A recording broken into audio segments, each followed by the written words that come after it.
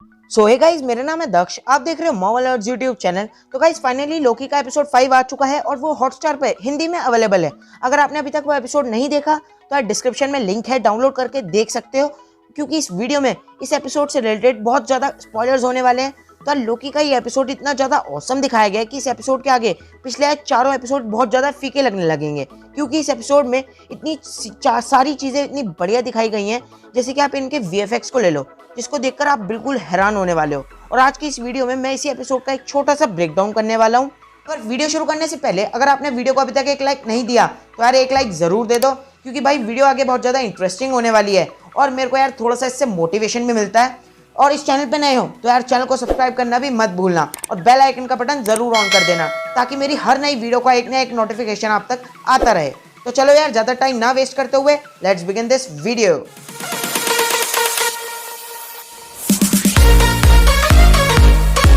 तो यार इस एपिसोड की शुरुआत होती है वहीं से जहाँ पर हमारा चौथा एपिसोड खत्म हुआ था, जहाँ पे हमें ये दिखाया गया कि कैसे नकली टाइम कीपर्स की गर्दन जमीन पर पड़ी हुई है। फिर हमें सीन दिखाया जाता है लोकी का, जो कि डिसइंटीग्रेट होकर एक वॉइड नाम की जगह पर पहुंच गया है। और वो वॉइड ऐसी जगह है जहाँ पर सेक्रेट टाइमलाइंस का अंत होता है। और वहीं पे जितने भी वेरिएंट्स होते हैं ना, जिनको डिसइंटीग्रेट कर दिया जाता है, उन्हीं को यहीं पर डाल दिया जाता है। एक्चुअल में जब टीवी किसी टाइमलाइन को रीसेट करता है ना, तो उसके वेरिएंट्स जो हैं वो इसी वॉइड नाम की जगह पर आकर पहुंच जाते हैं। क्योंकि जैसे अपने चारों वर्जन से मिलता है तो वहां पर एकदम से तूफान टाइप का कुछ आ जाता है, जिसका नाम दिया गया है अलायत। और वही वॉइड से बाहर जाने वाले लोगों को रोकता है। और ये भी एक रीजन है कि जो भी आज तक जिसने भी वॉइड से बाहर जाने की कोशिश की है वो आज तक कभी भी बाहर नहीं आ पाया, क्योंकि वहीं पे अलायत उस गेट की प्रोटेक्शन करता है जो वॉइड का एग्जिट है। जो चारों लोकी थे वो हमारे लोकी को बचाकर अपने साथ अपने बेस पर लेकर जा रहे थे। और हमारे लोकी रास्ते में उनसे बहुत सारे सवाल जवाब करता है कि जैसे कि ये एलिगेटर भी क्या एक लोकी है।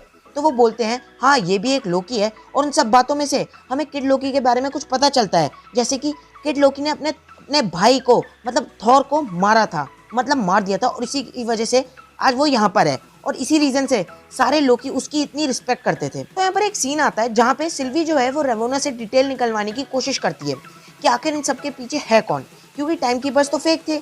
लेकिन यहाँ पे रेवोना रेंसलेयर को भी खुद नहीं मालूम होता कि इन सबके पीछे है कौन। बोलती है कि इस बारे में मेरे को कुछ भी नहीं मालूम, लेकिन मुझे ये पता है लोकी अभी भी जिंदा है। तो उसके बाद सिल्वी बोलती है कि कैसे लोकी कैसे जिंदा है और उसे टीवी से क्या फर्क पड़ता है। तो रेवोना बोलती है कि अगर हम साथ मिलकर काम करेंगे तो हम टीवी को खत्म कर सकते हैं। फिर उसके बाद वो उसे मिस मिनट्स के पास लेकर जाती है, जहाँ पे वो लोग उससे कुछ डिटेल्स निकलवा रहे होते हैं। और उसी डिटेल्स में से एक डिटेल्स ये भी होती है कि टाइमलाइन एक जगह पे आकर खत्म हो जाती है और उनकी एक आगे स्टोरी अभी पेंडिंग पड़ी है, जो कि टाइम कीपर्स अभी लिख रहे थे।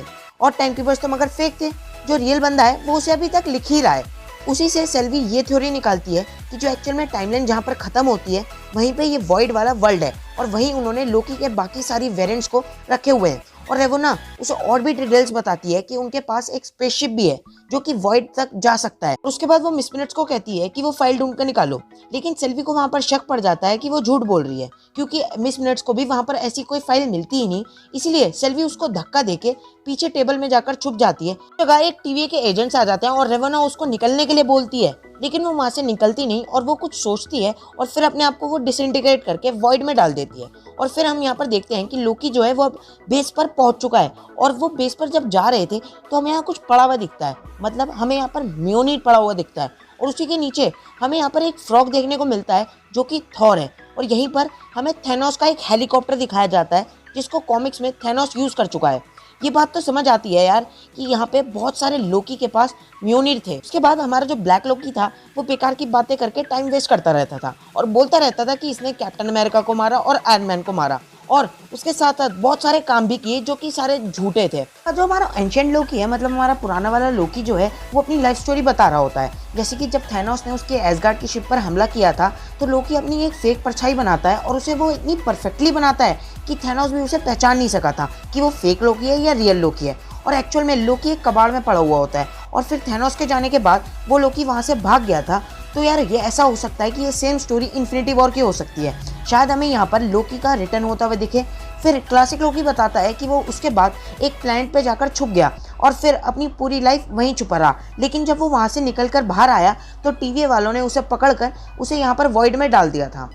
फिर गाइस हमारा वाला लोकी बोलता है कि हम सब मिलकर एलाद यानी तूफान को मार देंगे, और उसकी बात पर सब हंसने लगते हैं क्योंकि जिन्होंने भी ऐसी कोशिश की है वो अब जिंदा नहीं बचे, क्योंकि उनको ये इम्पॉसिबल ही लगता है। फिर लोकी अकेले ही बेस से बाहर जाने लगता है। जब लोकी बाहर जा रहा होता है और जब ये गेट खुल रहा होता है तो आपको यहाँ पर हिंदी में आ लिखा हुआ नजर आएगा, और उसके ऊपर सब देख सकते हैं यहाँ पर द्वार भी लिखा हुआ है। तो गाइस ये बस एक इंडिया का छोटा सा रेफरेंस था। तो फिर जब लोकी आगे जा रहा होता है तो बाहर उसको उसी के कई सारे वर्जन दिखाए जाते हैं। हमारा प्रेजेंट लोकी के साथ उसके पूरी लोकी की सेना खड़ी होती है।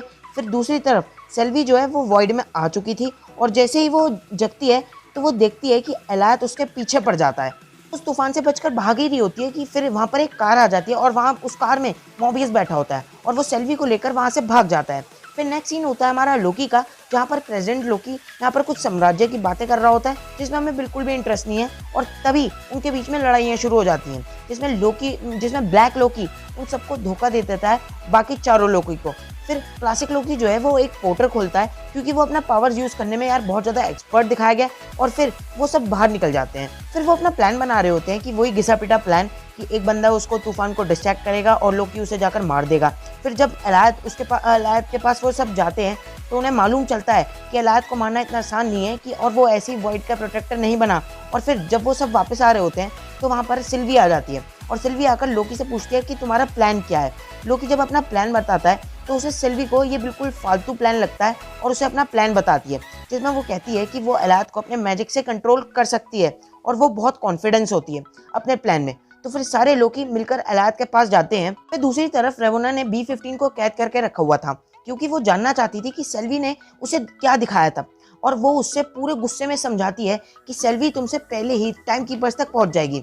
फिर वो उससे कहती है कि तुम भी तो यही जानना चाहती थी ना कि टाइम कीपर्स के आखिर पीछे कौन है। फिर नेक्स्ट सीन में हमें मॉबियस और साथ में कई सारे लोकी बैठकर बातें कर रहे होते हैं, और हमारे जो लोकी और सेल्वी वो बाहर बैठकर बातें कर रहे होते हैं। मगर जब उनकी बातें खत्म होती हैं उसके बाद वो एलाद के पास जा रहे होते हैं, और ये दोनों ये प्लान करते हैं कि ये दोनों यहीं पर एलाद का सामना करेंगे, और बाकी लोकी इसी जगह पर रुककर, यहीं पर उनका घर है इसलिए वो यहीं रुकेंगे, और मॉबियस जो है वो टाइम पैड लेकर वहाँ से चला जाता है। फिर उसके बाद ये दोनों लोकी जो हैं वो अपने जाते हैं एलाद के सामने, और उसी टाइम पे एलाद इन पर हमला कर देता है। फिर फीमेल लोकी अपनी पावर से यूज़ करके वो एलाद पर काबू कर रही होती है, और जो हमारा लोकी है वो दूसरी जगह भागने लग जाता है और लोकी को डिस्ट्रैक्ट करने की कोशिश करता है। फिर हमारा क्लासिक लोकी जो है वो अपनी पूरी पावर्स का यूज़ करता है और अपने जादू से एक पूरा का पूरा एसगार्ड खड़ा कर देता है। ये देखने के लिए एलाद क्लासिक लोकी के पास जाने लगता है, और उसी टाइम पे इनको मौका मिल जाता है कि ये एलाद को कंट्रोल कर सकते हैं, और फिर सिल्वी और लोकी दोनों मिलकर हाथ मिलाते हैं और फाइनली एलाद को कंट्रोल कर लेते हैं। लेकिन इन सब में जो क्लासिक लोकी होता है अपनी वो कुर्बानी दे देता है।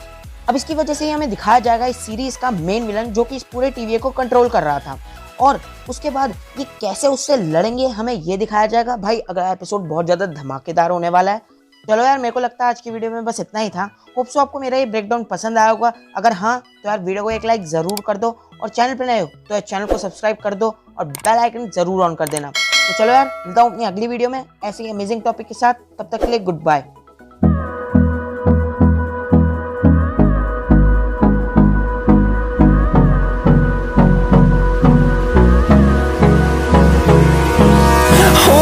Close till I get up.